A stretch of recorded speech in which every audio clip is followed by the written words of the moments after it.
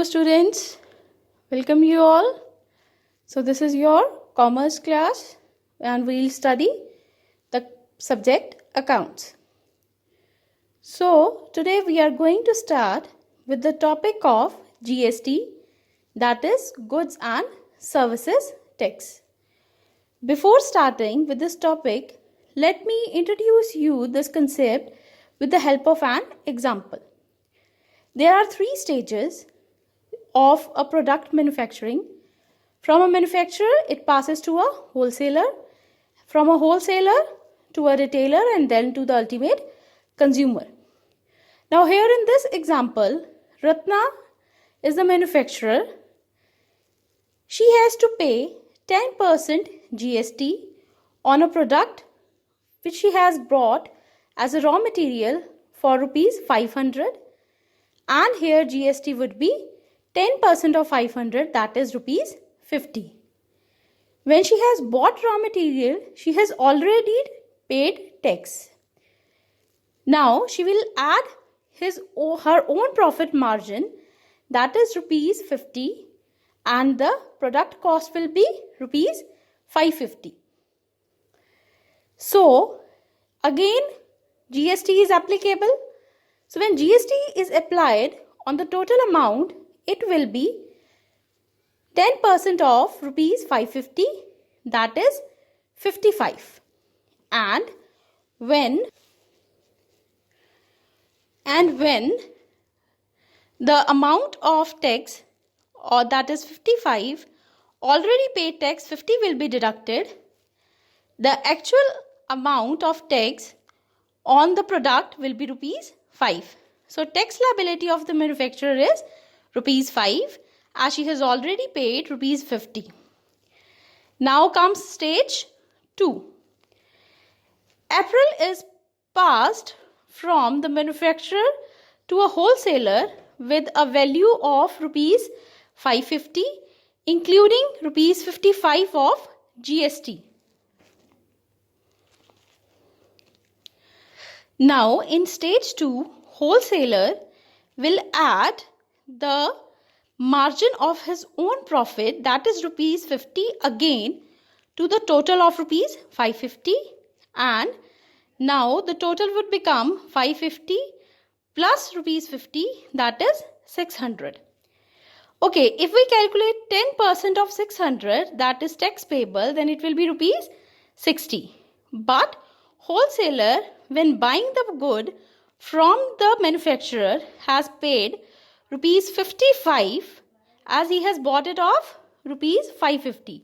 So the tax would be 60 rupees, and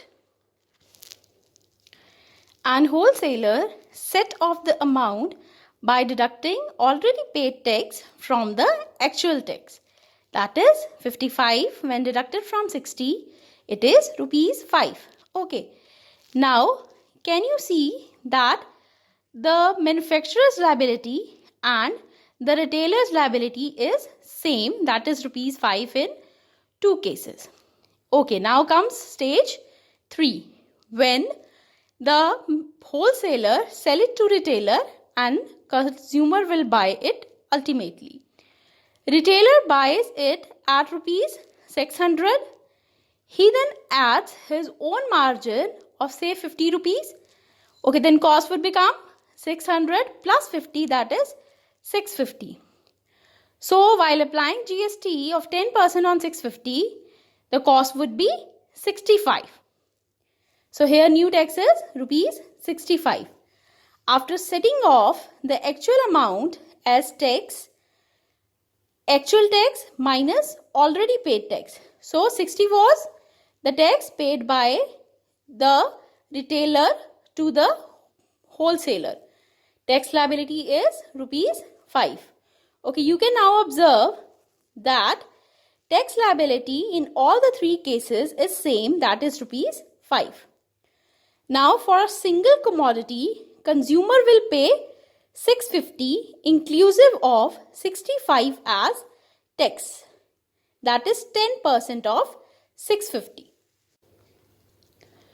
So did you notice how a tax passes from one person to another and then to the ultimate consumer.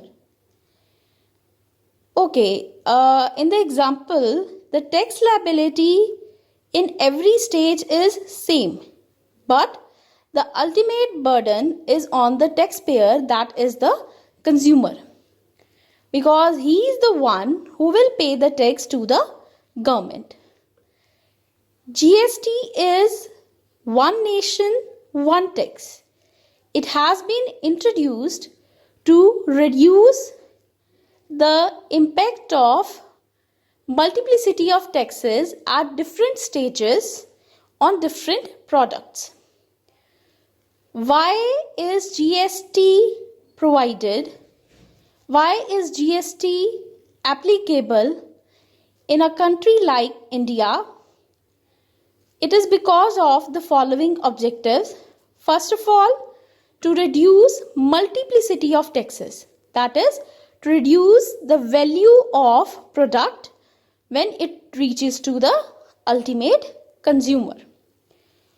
No double taxation. That is, to eliminate cascading of taxes at every possible stage. And then for application of GST, it is more efficient for exports as many taxes on exports have been subsumed for no application. And in telling the objectives of GST, there is a reduction in prices of goods and services. While applying GST, it is kept in mind that it helps in increasing employment opportunities also. Employment opportunities. Does it sound properly? Implementation of tax and increase in employment. Because if one provision is laid down by the Constitution, some persons are involved in making it happening, and thus it increases employment. It is a simpler tax system. That same rate will be applicable in different cases. Here also, GST helps in uniformity in prices throughout the country. And moreover, there is transparency in system. Consumer knows how much he is paying on what product without any concealing of the actual facts. So, GST is applicable after eradicating and cascading the effect of different types of taxes like excise duty, sales tax, service tax, surcharges and custom duty. Taxes listed here are all central taxes, and here the taxes are state taxes: VAT, luxury tax, entertainment tax, taxes on lottery, entry and octroi tax. Okay, so look here, taxes on lottery. A term is used in accounts as windfall gain. We use in accounts a term as windfall gain. Windfall gain is like a gain which is happening on if a person wins a lottery. It's a gain, that's why government implies tax on it. Another is entry and octroi tax. So word octroi, which you come across many times in your book, that is freight. The charges paid by the manufacturer or the wholesaler or the retailer for passing the goods from one person to another. For applying GST, now who will pay GST? It depends that whether that person has got himself registered for the same or not. But there are 3 main documents which are required so that you can get your own GST number if you are in a business. First is PAN card, second is bank statement, and third is a bill like a water bill, electricity bill. PAN card is permanent account number. A PAN number comprises of a detail of all your incomes in the different bank accounts. A bank statement copy will tell your financial position, and a bill will help you to prove that you are a resident of a particular country. So, we had discussed that 3 documents are required for filing for registration for GST. That was PAN card, bank statement copy, and any bill. As I remember, GST was applicable from July 1, 2017. It is applicable only if annual turnover is rupees 20 lakh or above. Now, turnover is sales. I have highlighted this term because turnover word will be going to use again and again in your chapters. So, turnover means sales. Only theoretical knowledge is not that much necessary, but we must know that how we can get registered for GST. A link is given here, that is gstseva.com. First of all, whatever tax we pay, we have to enter our taxation ID and password, then the mobile number and our email address.